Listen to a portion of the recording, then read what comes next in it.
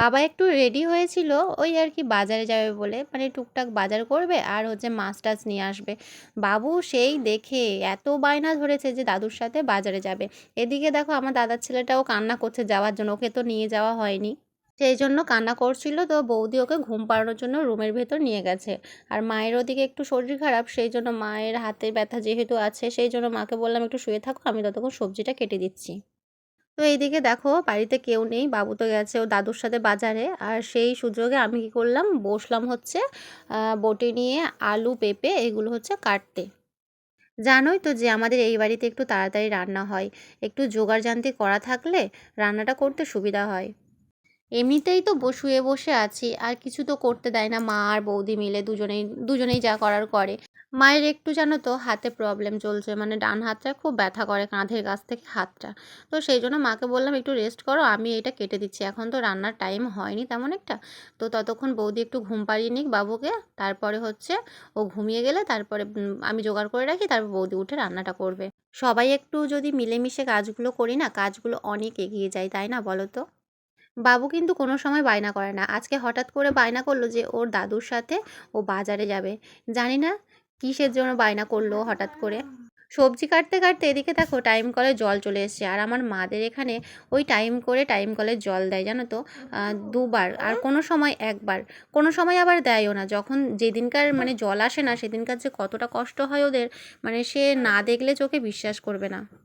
খুব জলের অসুবিধা জানো তো, আমরা ছোট থেকেই দেখে আসছি আমাদের এই বাড়িতে প্রচুর জলের অসুবিধা এদিকে।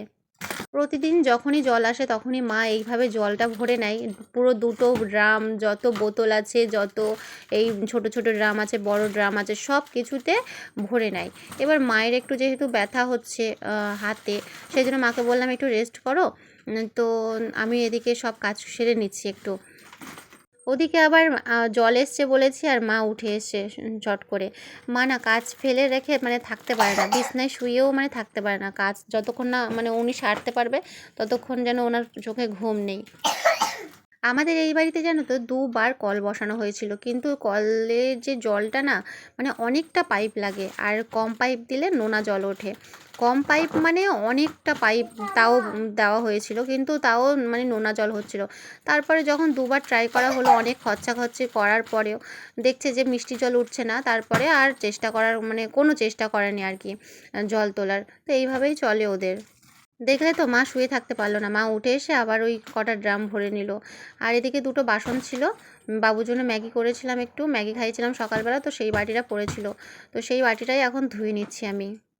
তো এখানে এসে থেকে তো আমি ঠিক মতন ব্লগ শ্যুট করা বলো, ব্লগে ভয়েস ওভার করা বলো, আমি করতে পারছি না ঠিক মতন, তার জন্য একটু লেট হচ্ছে আর কি।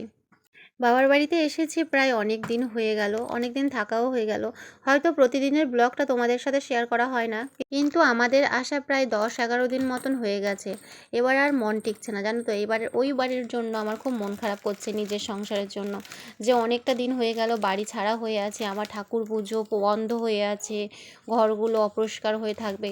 তোমাদের দাদাভাই আর কি করবে, তোমাদের দাদাভাই সকালবেলা উঠবে, পড়াশুনো করবে, পড়াবে, তারপরে নিজে কিছু খাবে নয়তো খাবে না, চলে যাবে এইরকম।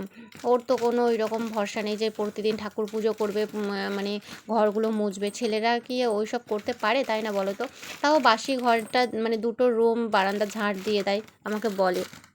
এইদিকে দেখো বাবারা হচ্ছে বাজার থেকে চলে এসছে, আর এইদিকে দেখো ঘুগনি কাকু এসছে অনেক দিন পরে, মানে এই কাকুর ঘুগনি খাচ্ছি প্রায় 1 বছর পরে, খুব সুন্দর টেস্টি বানায় ঘুগনিগুলো। আমি আগে বিয়ের আগে প্রচুর খেতাম, আর এখনও এই দেখো নিয়ে নিচ্ছি ঘুগনি। এখানটায় কিন্তু আমাদের সবার জন্য নিয়েছি, সবাই বলতে হচ্ছে আমার বৌদি ভীষণ ভালোবাসে ঘুগনি, আর আমি ওই টুকটাক এলে ওই টুকটাকই খাই। বিয়ের আগে আমি রোজই এই কাকুর থেকে ঘুগনি খেতাম, এতটা পরিমাণে সুন্দর কি বলবো। আগে যেহেতু আমি ঝাল খাওয়ার মানে ঝাল খেতাম আর কি, তো এই কাকুর ঘুগনিগুলো না খুব ঝাল ঝাল, আমি তখন মানে সহ্য করে নিতাম। আর এখন দেখো মানে একদম ঝাল খেতে পারি না বলে, মানে প্রচুর পরিমাণে ঝাল লাগে, তেমন একটা খেতে পারি না।